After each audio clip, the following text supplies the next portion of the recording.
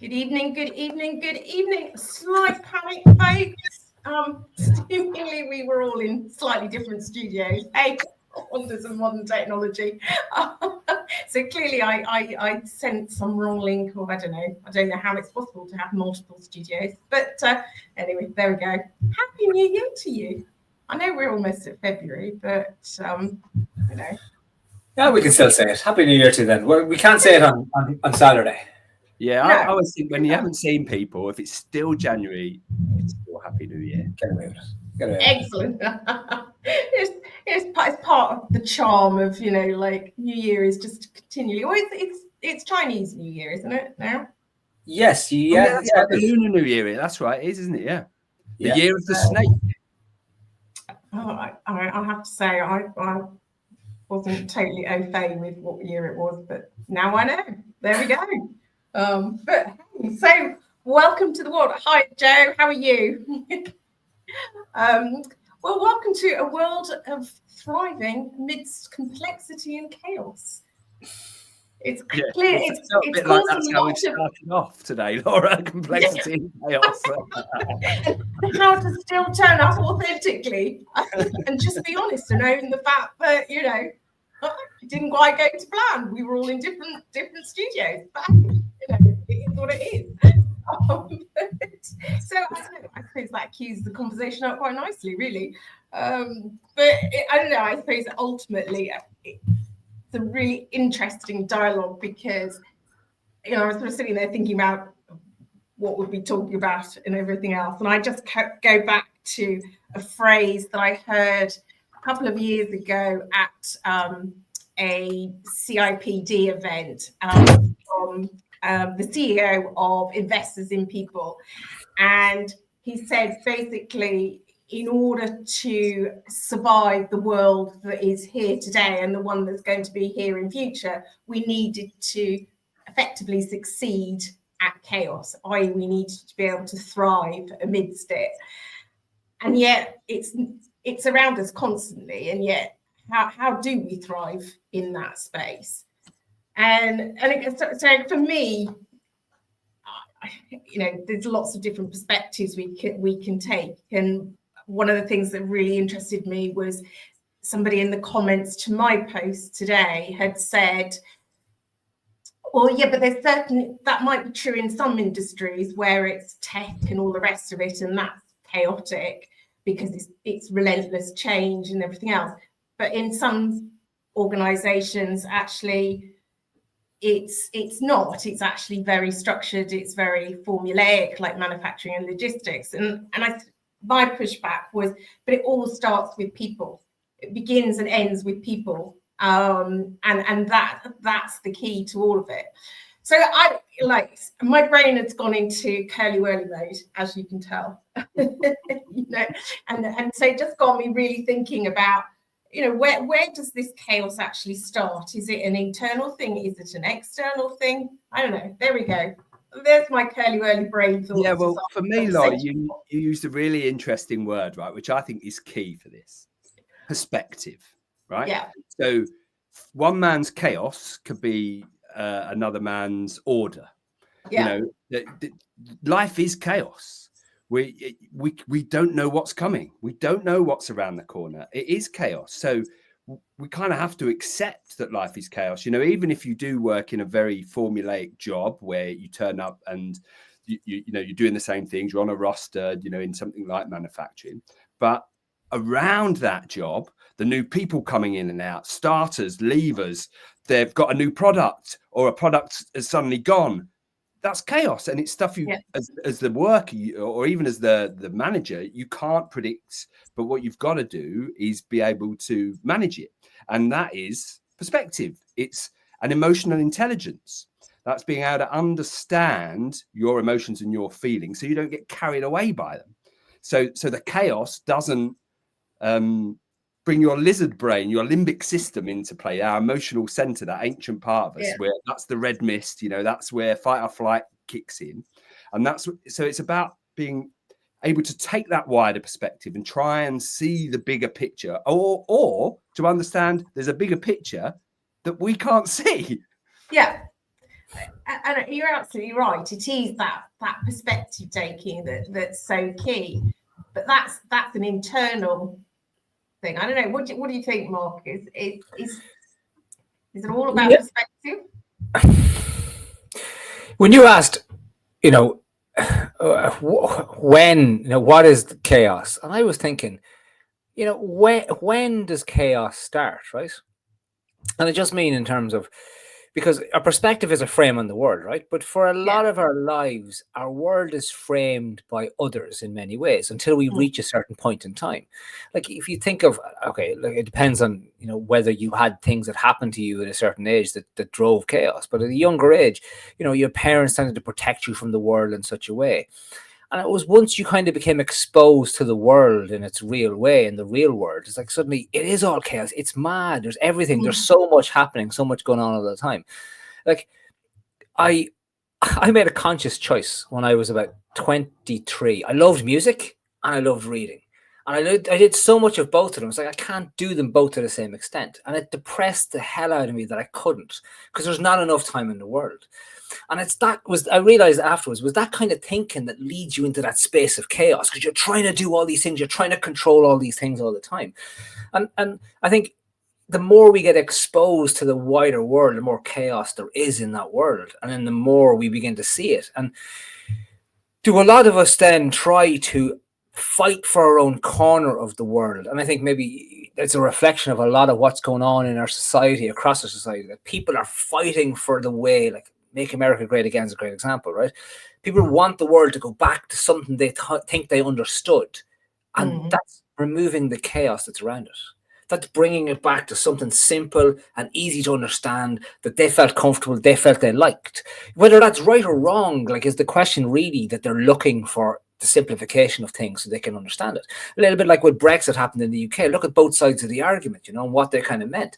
And like, trying to understand the EU is beyond complex. Like, that institution, it's like, I had a good argument with an economist once about it, like, and they were saying, look, you're not meant to understand it. I was like, well, hold on, I'm an economist too. I've done economics, but what do you mean I'm not meant to understand it? Like, that in itself would drive you away from the thing. But it just goes to show you, when you try to understand it, the chaos and the complexity in it became more difficult. So Brexit becomes a more sensible and easier option. You mean we can protect everything for us, take all this money back? Simplification. And isn't that kind of the difference? Like, so perspective is 100%. There's so much truth to it, to how we see it as the chaos. And isn't it, we're trying to simplify. Once we simplify our perspective to something simple, then we can rest our head in that space. And that's suddenly the chaos gets a bit easier, because we can rest our head.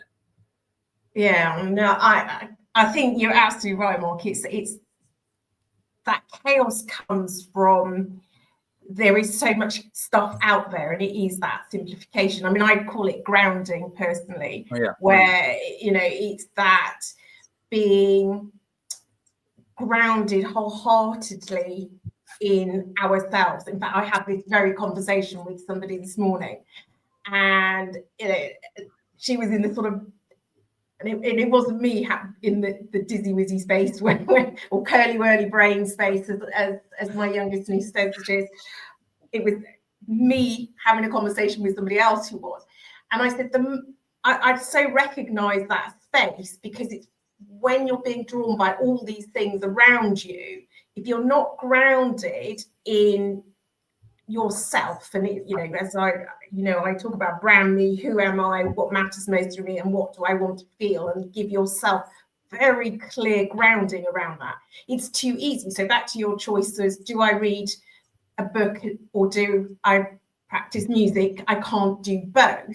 It's a very conscious choice based around, ultimately a preference you're taking at that particular point in time, that's saying, I'm grounding myself because I am making a choice that I'm assuming, because you always talk about books and the books that you've read. Books perhaps maybe got a preference, but maybe not. Maybe it's still a tug of war between the two. But I see that is that when you take that active choice and ground yourself in the knowledge of taking that active choice, suddenly that chaos around you doesn't feel so chaotic. Yeah. Yeah, and that's about being deliberate with your focus, Laura, isn't it? Absolutely. Because and in the modern world, what's different now to 30 years ago life is complex and chaotic, but it feels even more complex and even more chaotic now because we've got information fired at us from all directions. We've got all the information and all the communication channels in the world at our fingertips at all times. Yeah. And never before in human history has that been the case. So it's, our minds thrive and are at their best when we have single focus. And these days, that is so difficult. Mark talked about childhood there. And when I was a kid, single focus was easy. My parents kept my world simple and straightforward, and I just dealt with what was in front of me. As an adult, all of a sudden, I've got responsibilities. I've got lots of people who want my time. I've got lots of things that want my attention. And as Mark said, there's lots of things I like doing. There's lots of things I'm interested in. And so much of it happens all at the same time. Mm-hmm. And I remember when I used to work for the BBC, there'd be a Saturday afternoon, I worked for the digital team, and there'd be sort of 4 or 5 assistant producers in. And it could be like this weekend, for instance, where you've got the Six Nations, you've got the Premier League, you had some sort of swimming competition, all these different, and we had to keep across all of it. And there we are. And I remember looking at sort of 5 or 6 screens. And the same when I'm directing television, right? I've got 10 to 15 sources that I am making into one program that people are watching. That's chaos. That's complex. But because I managed to train myself to focus on one thing at a time, for me, TV directing, you have to be 2 steps ahead, but it's what's the next one. So I'm looking at my next source. I'm not interested in what's happening in the other 14. And that's the same with life. That's how you keep your peace of mind, by focusing on one thing at a time. So it doesn't feel like chaos, because it is chaos. And we can either descend into the chaos, or we can, as you say, Laura, be grounded and centered and anchored in who we are, what we really care about, and where we want to put our focus. I think that's the key thing, isn't it? It's, because one of the things that's going through my mind is, how do we do that? How do we ground that? And I think it's definitely, we have to be very clear about who we are and what matters to us. That's without a doubt. But how do we keep centered when, so you take your example of, this weekend and all the various different sporting things that are going on. I have to say I can't repeat all of the ones because I can't remember, because I'm not really quite as up in the sport as you are. But I instantly went to a place of, but technology allows you, I think of my Virgin Media, not that it's an advert for Virgin Media, but I can record half of that if I wanted to. So that almost says, well, I could end up recording all of these things. So I could actually watch all of those things. But instantly you kind of can then very easily see how you could still get drawn into the chaos, because you're not making actually a choice. You're just stretching yourself further and further and further to a point where actually that's not healthy in itself. The Latin word, the root of the word decide is from Latin, and it actually means to cut away, which I think is brilliant in terms of it's like, how instructive it is, because that's what you do with a decision. You cut away the other options because this is what I'm going to do. And when we don't make decisions, things get more complex and it causes more chaos. Now, look at making wrong decisions can cause, particularly in a business perspective, can cause chaos and more complexity than is necessary. So maybe decision making isn't always the right way or the right thing. But awareness is clearly a critical part of it. Like, to your point there, Dan, about how your awareness was a focus on the certain things that had to happen, and when we're in complexity and we're in chaos, right? If our awareness is on all the chaos, we can't fix the problem. If our awareness is in the level of complexity, rather than our awareness is on the solution that we're looking for, as opposed to the problem that we're looking at. And it is that kind of reframe and that perspective shift in what we do to bring it to the other side. And I think that's the important thing. That's how we get kind of laser focused through it and through that complexity and chaos, because it's always around us. It's around us all the time. Like, if you think about it, one of the greatest examples is the very first time you sit into a car, it's bananas. Like, you've got like 2 you've got three. Okay, automatics are getting more popular, but most of us would have learned how to drive on a manual car. So you've got three pedals, you've got a stick here, you've got a steering wheel, you've got two mirrors, and you've got another mirror here. Some people don't even realize that yet. And yet you've got cars, you've got buses, you've got pedestrians, you've got cyclists. It's mayhem. Like, it's like in your brain. It's like, what's going on? What? No one, like, just like this. But now you can get into the car, and it's so programmed into you. You could actually have phone in one hand, a cup of coffee in the other hand, and you're actually trying to steer it with your feet. Like, you've clearly seen me driving them, Mark. but like that's the complexity and the chaos. And look at how we can deal with it. And like, you can now drive 100 miles and then stop and get out of the car and go, "What the hell did I get here? How did that happen?" Because the brain can just take over and allow us to think. You know, kind of functioning brain can take over. So is there that kind of awareness and knowledge? Like, we have to live into it and start experiencing it and understanding it, and not allowing it take over us and start to deal with it. Because like when it takes over us, you look at people who never actually get to learn how to drive because the panic gets too much, the chaos takes over, and they never actually get through that first instant of it.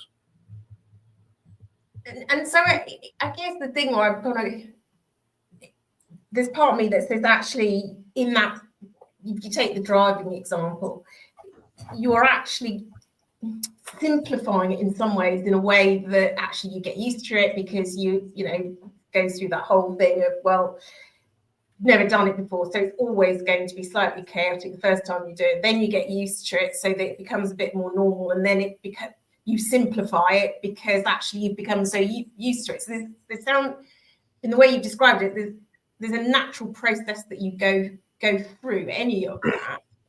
I suppose you argue it's simplification that works for ourselves. I guess the whole thing is it starts with being intentional when you get into that space. And, you know, go, right, okay, I've got to focus and think about what I am doing, and being intentional the first time I do, or the first few times, until that sort of chaotic madness has dissipated, because actually you've grounded yourself in what's there. I mean, you know, would you say that's true, or have I massively oversimplified it? Well, I think we want to simplify it, don't we, Laura? We you know, our brains and our minds work in a way where they want to be efficient. So they're superb, but, you know, things like Mark saying there, when you think about all the things you've got to have your attention when you're driving a car, especially like on a motorway or 4 or 5 lanes of traffic or something, but yet our brains are so flexible and so elastic and so good at learning that actually it takes care of a lot of that for us. So all we have to focus on is not crashing into the thing in front. How fast are we going? How slow are we going? Are we pressing the accelerator now, or are we pressing the brake? And that's how we work, right? We boil things down into choices, this or that. Yeah.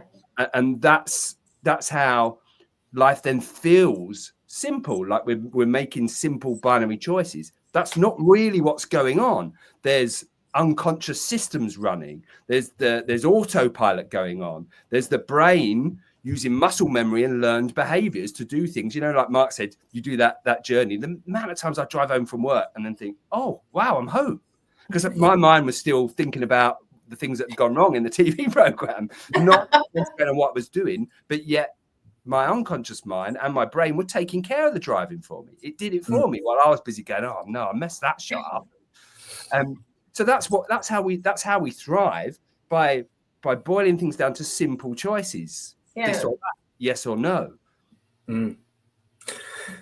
I think when we get so good with the complexity, like the thing of driving home, right? Every one of us has been driving a car, and suddenly you're conscious that there's something there, and somebody over there is going to do something. And suddenly you're like, oh, and somebody swerves in. Like, so did we see the future? Or like, what is that part of you that gets so in tune with the complexity?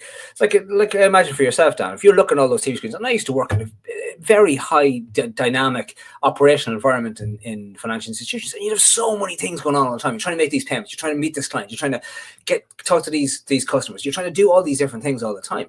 And you just be in the zone, right? We'll do that, we'll do this, we'll do this, we'll do this, you know, and you're just stepping in from one thing to the next because you've managed to find a system. Now, look, it's also the kind of thing that can burn you out because of how you do it. So because you get used to the complexity and the chaos, you suddenly assume I can deal with this all the time. But back to the whole start where you're talking about being grounded, Laura, and being conscious of where yourself are. If you lose that grounding when you're doing that whole thing, you become a part of the complexity and the chaos rather than dealing with the complexity and the chaos. And so we internalize it a little bit, and then that becomes a real big problem for us. And I think that's the key for me, because that's, you know, in my own personal experience, that's what I recognize I lost because of things well beyond my control. And I don't think I fully realized it until I actually experienced it, because I was exactly that person doing all of that, you know, multitasking. I hadn't realized that I pushed, you know, the limits to the level that I had. And then suddenly, you know, the grounding from me was just literally taken from beneath me. And I hadn't got that ready framework to go, okay, well, look, I've had a major identity shift. How do I get that back on track, that grounding? So I was just drawn into the noise, you know, and hence why I went out on a beach for 2 months, was because I actually had to stop the noise around me. And I see it, you know, having that kind of re-established that grounding, you know, I can see it in so many people who are just like rushing around almost slightly frenetic and wondering why they feel disconnected, why they feel stressed and whatever else, because they are not grounded. Jo's saying she resonates very much with what I'm saying. And I think it, you know, because I would have said, no, I was fine. I was totally grounded. I was definitely self-aware. I consider myself to be relatively emotionally intelligent. It's all a matter of perspective. But still, the world around me so fundamentally changed that it really changed the very essence of me. And it's like almost, you know, I use the metaphor of a tree and our innate strength and the depth and the width of our root network. It was almost like the root network had disappeared.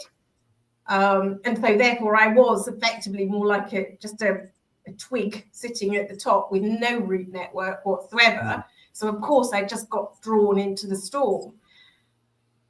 And I think that's what I see increasingly. People are feeling like, where do I deal with this? What do I do with this space? And how can I take back the control in order not to get lost to the chaos and the complexity? When I still have to show up to work, I still have a family to support potentially. I mean, obviously I didn't, but I think that's how do we do that? How do we notice that something shifted? What's the signs? I mean, I can tell you how it felt for me, which was very much a case of I felt like I was living in a parallel universe to the one that everybody else was very happy in, and I was wading through treacle. You know, it was a very real, and I could feel like there were two persons to me. You couldn't see it. I'd be saying things, but it was like this whole disconnect between this outer person and this inner person. Yeah. And I now see it in a lot of people.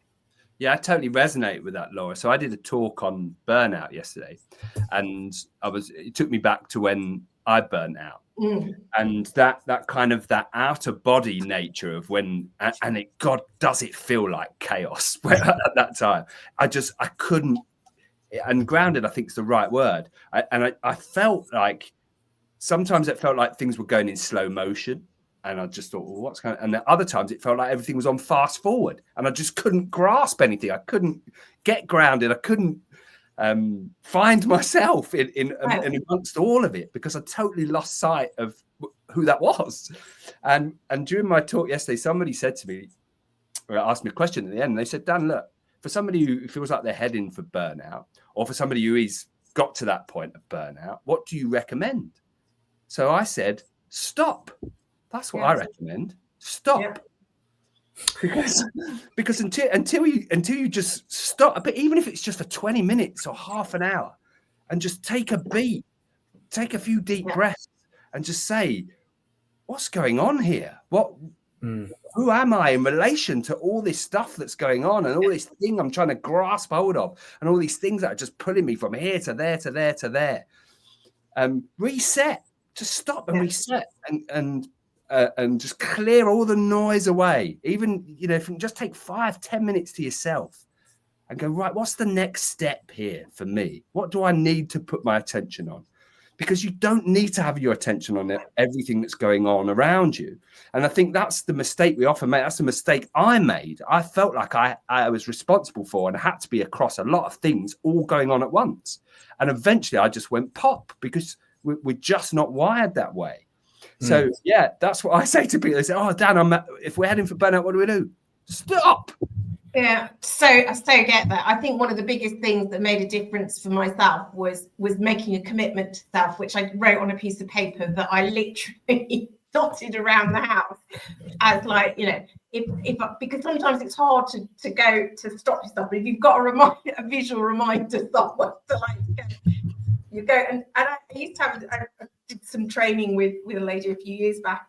And she used to, and I didn't get it at first, I will say. She used to go, "You're not grounded, Laura. You're not grounded." I just go, "What the hell do you mean?" And it would be because I was in that noise. So I would be, my brain would be at a million miles an hour. And, I know I do have a curly-whirly brain, but I probably had curly-whirly conversations as well, because that's where my brain was, in the noise.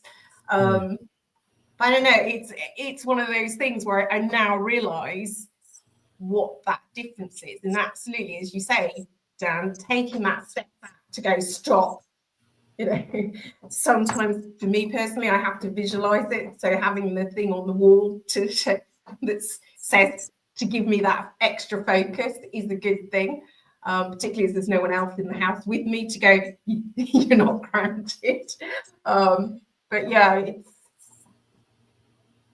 it's sometimes I don't think we notice that we're that close to burnout. Well, like, the word "stop" to many is abhorrent. Like, but I don't have time to stop. I can't stop. It's the hare in Alice in Wonderland, isn't it? Like, it's that's what we are, isn't it? Like, and it's like, I know that's still me. Like, there's a part of me that's like, "Oh, I have to do this, and I'll get up on Saturday. I have to do that, and this, and this, and this, and this, and this. I'll get all these things on, then I can stop." So wait a second, I can't do all of that. It's not possible. But without taking that step back to know that I can't do all that, I'll try and do all that, and then I wonder where the day went. And then you wonder, why do I not have time for myself? Because I'm giving it all away, giving every single bit of myself away because you don't do it.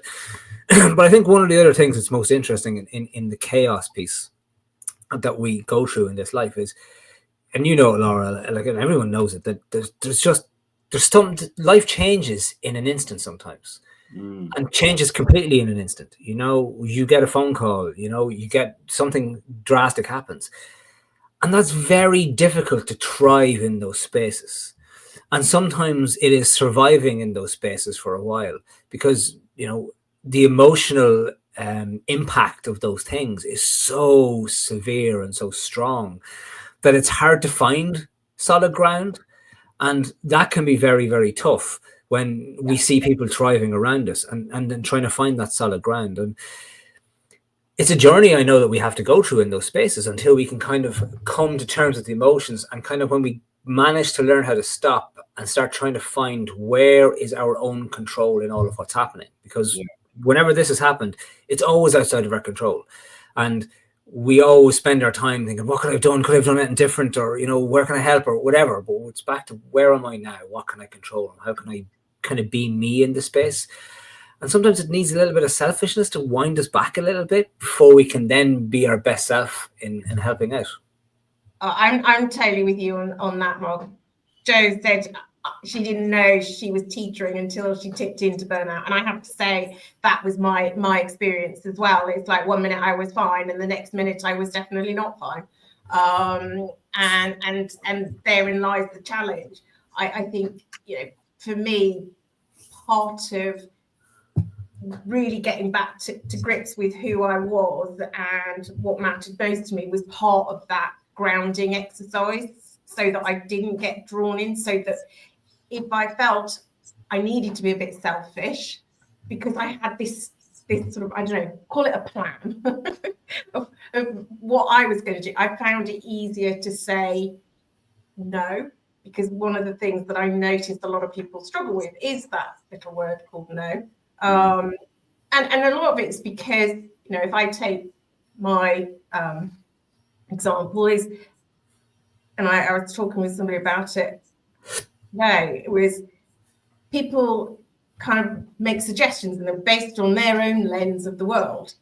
And, you know, and I had to have this very big conversation with someone very close to me recently and saying, yeah, but that's absolutely brilliant if you know, you have got kids and you've got this. And I said, I haven't got any of that. So trying to suggest those things when that's not a world that I'm even exposed to. I mean, yes, I am by default through, you know, family, but that's not my world. It's like, that's just added noise to me. It's not actually helpful to me. So I have to do things slightly differently. So what I'm doing in the way I'm doing it is right for me. But I had to go through quite a lot of grounding to be able to give that structure to myself in order to be able to sort of go, no, this is how I can remain calm in amongst the chaos of what everybody else is doing.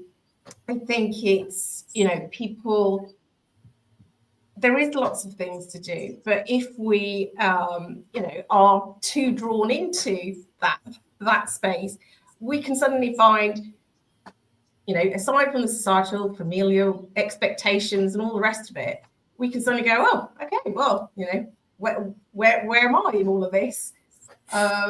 It's too easy to get drawn into it. Sharon Ann is saying, she resonates with what you just said. 1 minute I'm fine and the next I'm not. The struggle that belief due to fear, doubt and insecurities. And I totally get that. And that's what it is to be human, isn't it? Fear, doubt and insecure. And that's why, you know, while you were talking there, Laura, the phrase "make hay while the sun shines" came to me, because we have to put some work in to understand who we are. We have to put some work in to turn our attention inwards, to practice mindfulness, so we can cultivate a bit of space in our heads, so it's not complex and chaos in our mind. You know, when I was heading for burnout, my mind used to race at 100 miles an hour. It skipped from one thing to the next, to the next, to the next, and it never stopped because I didn't put the work in. When I was in a good grounded place, when life was roses and everything was great, before, you know, you get the kick in the balls that inevitably delivers you at some point, I didn't put any work in to really understand who I was, to be mindful, to understand my feelings and what they were telling me, my emotions and what they were telling me, and create that bit of space between what happens and what I do about it, what Viktor Frankl calls stimulus and response. Right. And that's the key, isn't it? So we have to practice mindfulness.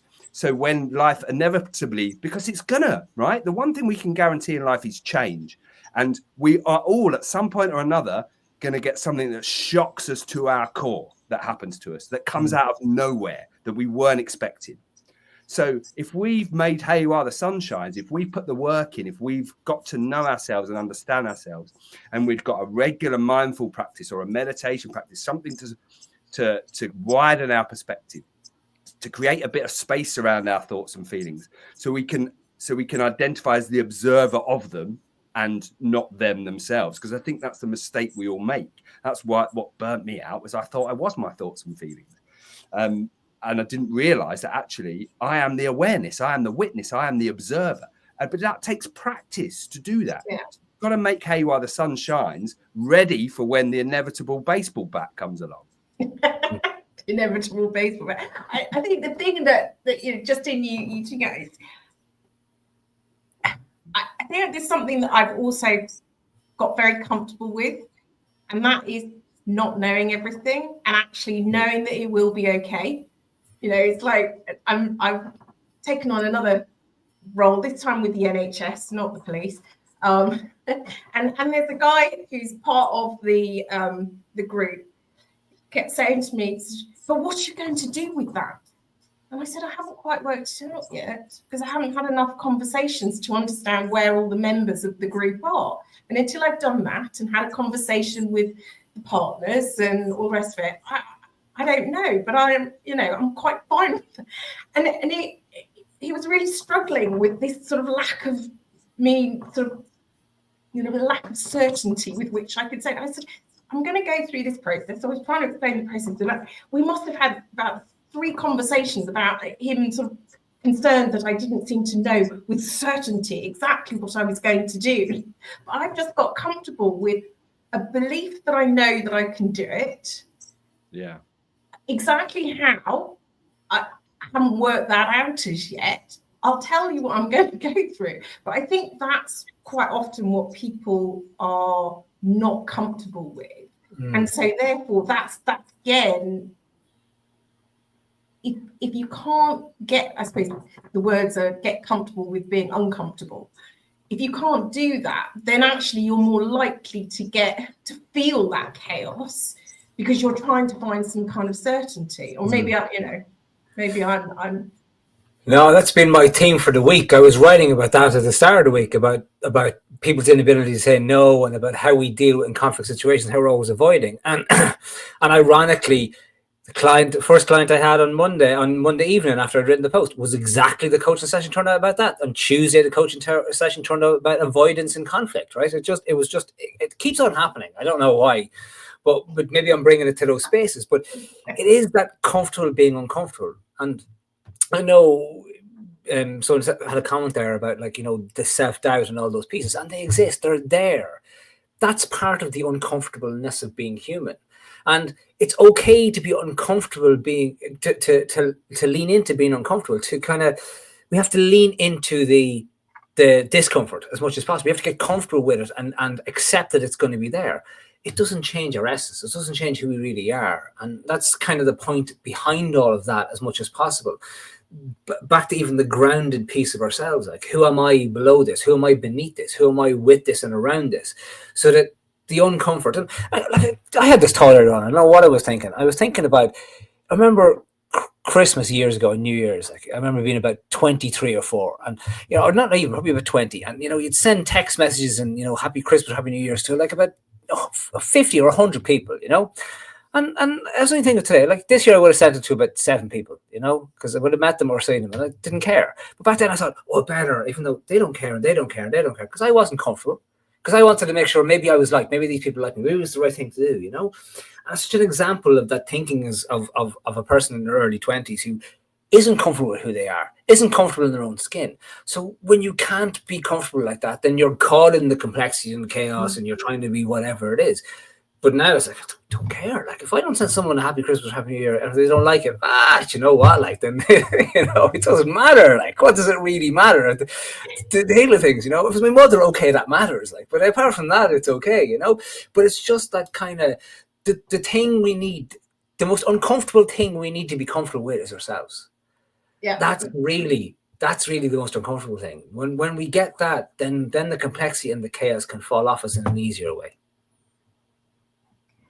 And I guess that's just it. It's getting comfortable with ourselves and being happy that we are, belong in our own skin.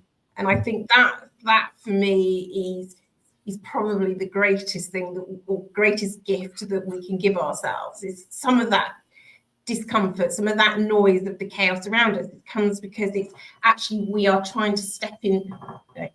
Work with the analogy with me on this one. We're trying to step into somebody else's skin as opposed to the one that we're actually already in, and it doesn't work for us.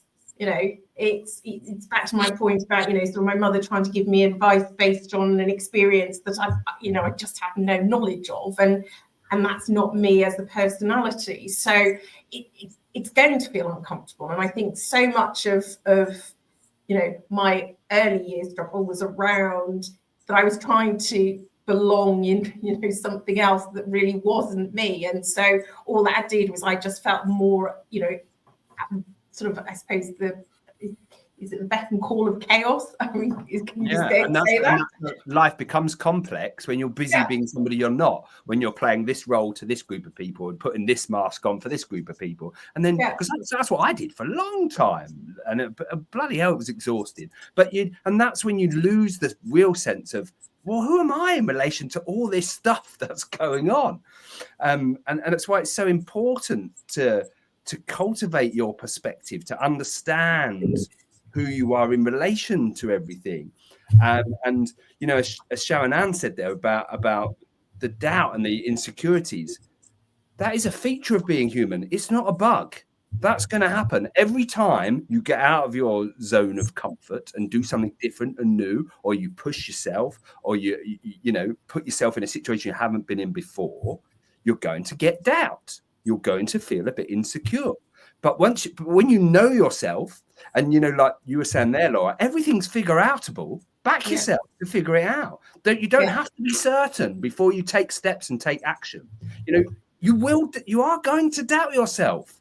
The most successful people in the world still doubt themselves. They still have that little voice that goes, "Oh, are you sure? We've not done this before." You know, the ego mind is like, "Oh, I don't like this. It's not familiar. Do we really want to be doing this? There might be a bear around that corner." So no, there aren't any bears where we live anymore. You're thinking of 100,000 years ago. You know, I can feel the fear and do it anyway. I can doubt myself, but then back myself and go, "Oh, Dan, are you sure what you're doing here?" Yeah, I've got this. And the other thing that I always tell myself, I don't use the phrase anymore, "Oh, I've got this all under control," because I don't. So why lie to myself? So I say to myself, I haven't got this under control, but it's cool. I'll figure it out. Yeah. No, I think, you know, I think one of the things about the fear, though, is that fear, you know, steps in and courage goes into hiding when we learn that it's not safe to show up as ourselves, you know, because the world is so quick to criticize and judge and reject that I think it, you know, even if we have a level of belief ourselves, it can be so easy to get lost into that. But you're right, everything is, your word, figure outable. I just say everything, we can work everything from the unknown to the known. It's just a series of questions we have to ask ourselves that will make the unknown known, and then we can bridge the gap. Simple, isn't it? I thought you were going to do the Tommy Rumsfeld speech there, Laura, about the known knowns and the known unknowns, and thought we were going there for a minute. Your words uncertainty, Dan, is a brilliant line I heard a few years ago. It's you know, it's the fundamentalists who kill for their religion. It's not the people who aren't sure. You know? I think that's the thing, you know, where the doubt can be okay. Like, you know, the uncertainty is there. It's always going to be there. To finish on a point, like, you know, when we try and look at science, right? And we say science is the answer to all things, right? Science is going to figure out, right? So on a micro level, we're looking into the quantum world, and every single day it changes, it gets new, it gets different. It's expanding our consciousness and our way of understanding the world in a different way, and it's going to keep going and going and going. So we have no certainty because it's going to keep going. But then at a macro level, when we look out into the universe and we're trying to figure it out, and we still can't figure that out either. So every years and year, our knowledge and wisdom and understanding of the universe grows in these directions. So at what point can we be certain? At what point? Like, at what point are we going to go, "Oh, that's the answer. We found the answer 1 and infinity. There we have the two of them. That's it." You know, and so there is no ultimate certainty. There really isn't any ultimate certainty on any one thing, and that's frightening, but also empowering in its own way. So it means we don't have to be perfect in any way. We don't have to know these things. We don't have to be sure. So the fact that I obviously was stepped into the wrong studio this evening and you guys were sitting in another studio, God knows which one, you know, hey, I should be fine. I don't have to be perfect. Exactly. And Laura, we figured it out, and here we are. Absolutely, exactly. And what was the worst that's going to happen? You know, hey, we had a giggle to start with, but isn't that what life's all about in the end? But so go on. I'm very conscious that we've kept our wonderful people who've been listening in. Thank you, Joe and Sharon Ann, for joining us. There might be some other people, but you two are the ones who've commented most. What are you going to leave us with? Although I think, Mark, you really kind of thrown my brain into, let's just realize that, you know, there's no certainty in the world. And yeah, life's uncertain, right? And, you know, we like science now. We like logical progressivism. We like evidence. We like testing things. But science comes from a place of uncertainty. It comes from a place of doubt. That's what science is. It's questioning everything. So, yeah, we can't be certain. We're not in control. The only thing we're in control of is our response, is ourselves, is our behavior, our words, thoughts, and actions. So put your focus there. It's like, you know, we see people arguing about, well, gravity is only a theory. Yeah, but a theory by definition is the best available answer we have for a situation. So nothing is true. It's just a theory. It's the most accurate answer. But that uncertainty is a very good thing too. And if I want to leave with it, I leave with this the beautiful mantra of Maya Angelou that she said to herself first thing every morning. She said, "What a wonderful day. I've never seen this one before." And it's just such full of hope, full of possibility because of the uncertainty. Who knows what's going to happen today? Who knows? It doesn't matter what happened yesterday. Who knows what's going to happen today? No, I love that. And what a brilliant place to finish. Well, thank you guys as ever. Next month, we're still working out the date, but possibly 27th of February we'll confirm. But thank you, folks. Have a fabulous evening, and we will see you next month. Take care.